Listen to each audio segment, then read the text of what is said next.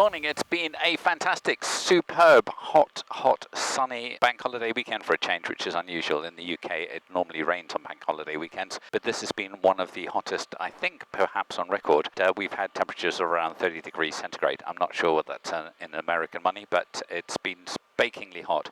I've managed to fly for 5 days in a row. I've not really done much in the way of recording, which I should have done. It's a lost opportunity, but I just wanted to get up in the air and explore. I think this video will probably go out on the second channel. As you can see, I'm not wearing a tie. I'm a lot more informal, and that's because it's so hot. I don't think I could tolerate wearing a tie at the moment, so we'll stick this on the more informal second channel, which we've just started. The reason I'm doing that is because I do spend a lot of time trying to edit the videos for the main channel, and what I wanted to do with the main channel is keep it for more refined sort of filmmaking, if you can call it refined, and then just put stuff that I would normally end up not even using.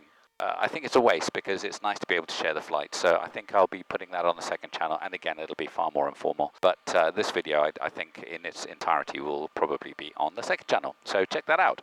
Right, we are up to temperature, so I'm probably going to just taxi forward a bit. Skyview Golf Delta Kilo Skyview Golf Delta Kilo Lima Delta, taxiing to hold runway 04, Skyview. That's really loud. I'll turn that down, see if we can get a bit. That should be a bit better. Sorry about that.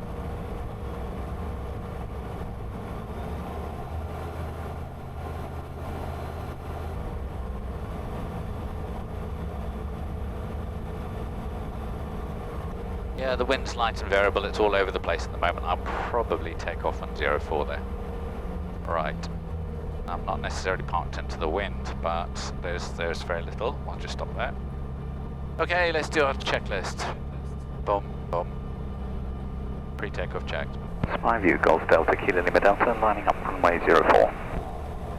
It's so noisy, and that's because I haven't turned my noise cancelling. Oh, that's a relief. That's such a nice noise cancelling. Headphones are amazing. Skyview Golf Delta Kilo Lima Delta, actually taking off on runway 01, Skyview. It's benign enough, so let's do that. Okay, here we go. No birds there. Good. Go, go, go.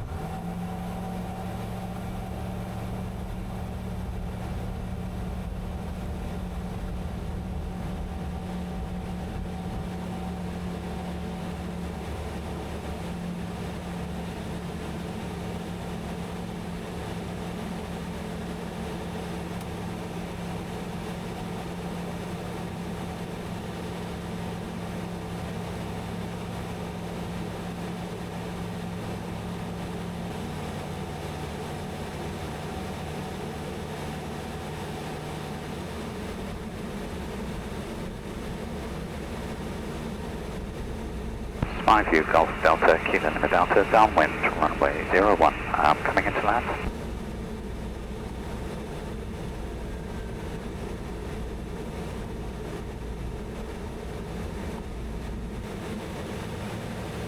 Approaching waypoint.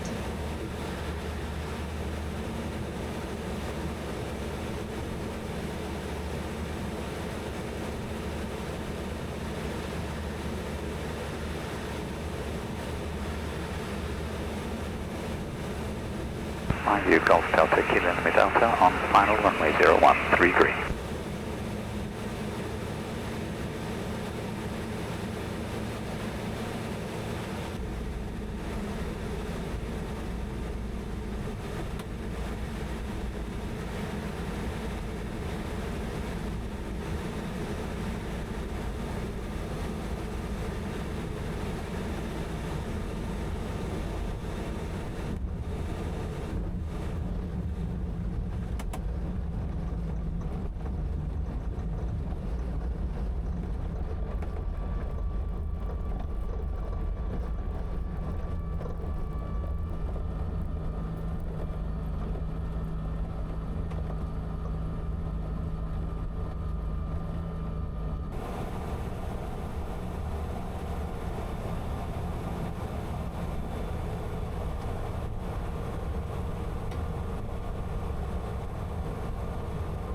Skyview Golf Delta Kilo Lima Delta, backtracking.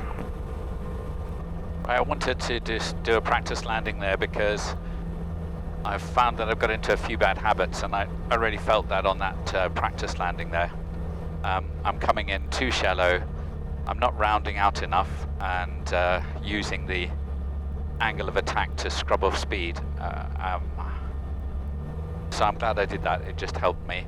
Also, because there are relatively nil wind conditions, it certainly highlights exactly where you're going wrong. So that was a good lesson for me. We'll turn around, we'll take off, away we go. Spine view, Golf Delta, Kilo Lima Delta, lining up runway 04, spine view.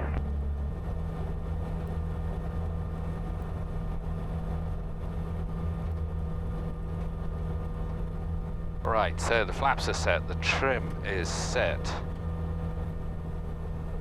Fuel contents are sufficient. Both fuel pumps are on. Spine view, Golf Delta, Kilo Lima Delta, taking runway 04.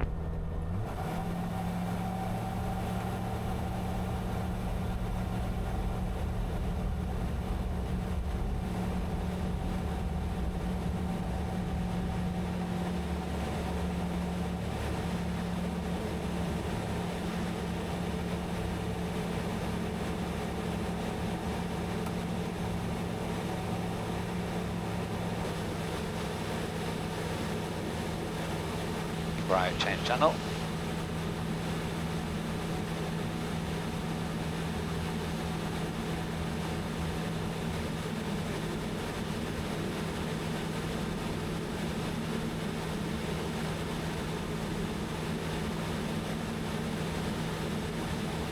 Bit hazy.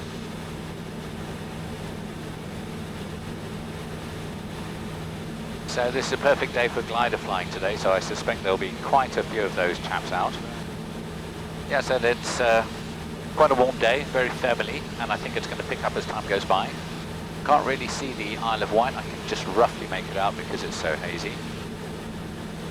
I think the glided chaps will be out in force, and I noticed that there's a NOTAM for a competition that's taking place. Whereabouts is it? Big one. Ah, there we go. Looks like it's from Dunk as well. So I hope those chaps are having a good time.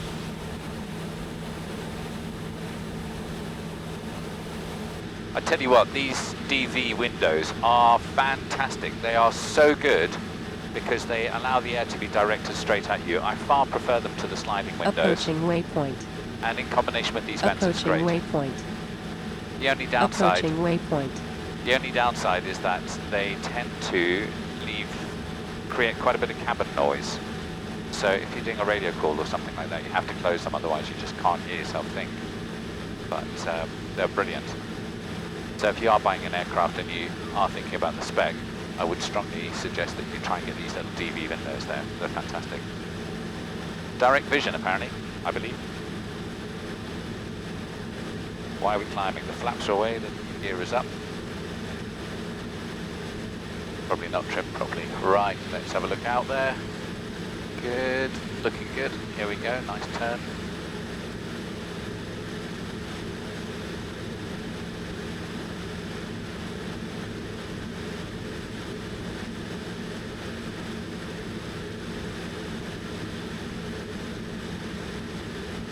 Bend up there. And let me put my autopilot on, and then I can put my Autopilot. little camera on so you guys can see.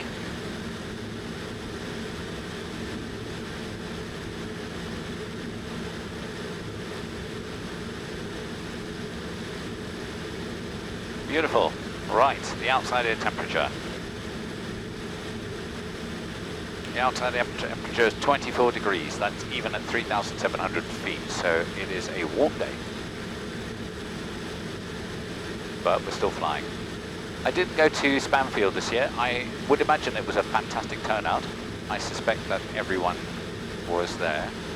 I was also very disappointed to miss out on seeing the Ellipse inaugural flight and landing at Sandown. I believe there's quite a crowd looking at that new aircraft, so I'm hoping to get the opportunity to go up and look at it personally. I'll be quite interested to see what that aircraft like. It's just new to the market. Good. So I got the autopilot on just to get us past the airspace and Compton Abbas. and then I'm just going to play a little bit. Right, so what I think I'll probably do is go towards Blandford Forum and then down towards Airsfield. Airsfield used to be a glide site, and I believe it's become more of an aviation hub, and it's opened its doors to a lot more in the way of traffic. Now, I've not been in there, but I've had quite a few friends go in, and this is an interesting field.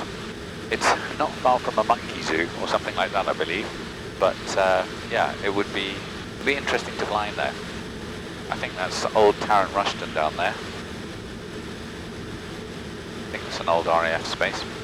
So we're going to go to Blandford and then towards Airsfield. We'll go down, circle around Dorchester, and then come back up past Milbourne Port, maybe fly over my house, or stay clear of Compton Abbas.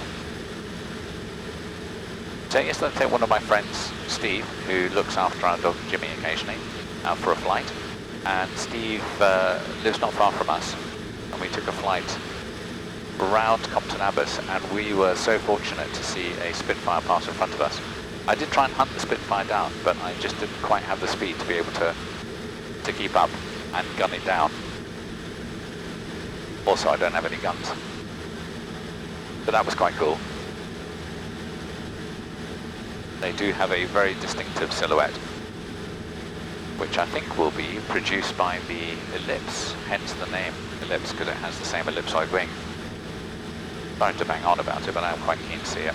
Although, having said that, we are very happy with this. We're not thinking about getting rid of it. But just when there's new aircraft, we always have to have a look. Waypoint.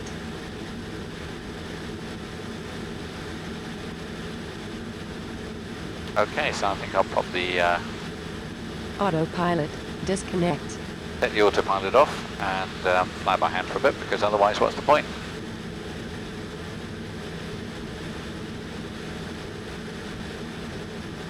So the trim system in the WT9, I'm not sure if you can see, but it's got this kind of like notch system, and I mean it's really good. It's nice and solid, and you know exactly where you are. But unfortunately, because it has that graduated notches, what tends to happen is that you find that sometimes the position you want for the trim is halfway between the notch, so you're either slightly nose up or slightly nose down, which means that you have to put a little bit of pressure on the stick. Now, some people like that, but it can be a bit irritating sometimes when you're on very much longer flights, but then I suppose that's when the autopilot comes into its own. But yeah, that's my only criticism of the trim. Having said that, there was the option for an electric trim where you could kind of like just tease it to where you wanted it to be.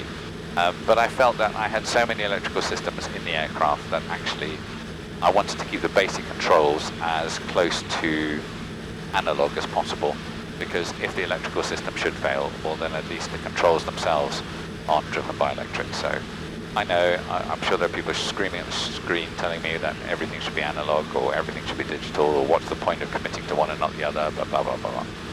That's just what I chose. So Eve's not been in the aircraft for a little while. I was really hoping with this spell of good weather that she would have been tempted to join me and we could have just popped over to Germany, because it would have been absolutely ideal. We could have left work on Friday with the bank holiday Monday, flying over. We could have been in Germany by the evening before the sunset, spent some time there on Saturday and Sunday, and then flown back today, because it's just absolutely perfectly flyable right the way through to Germany. Eve works very hard, and I have to remember that you know, although flying is definitely my passion, and travelling certainly is one of her passions, but I'm not sure if she necessarily wants to fly everywhere at the drop of a hat. So I respect that, and I think she had her hair done as well, which seems to be an all-day event for a lot of women. And given that I take a whole day out to go flying, I'm not going to criticise. Also, I'm not an idiot. Never mess with your wife.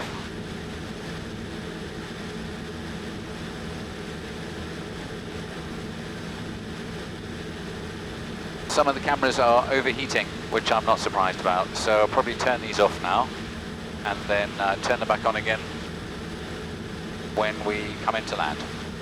See you later. Boom.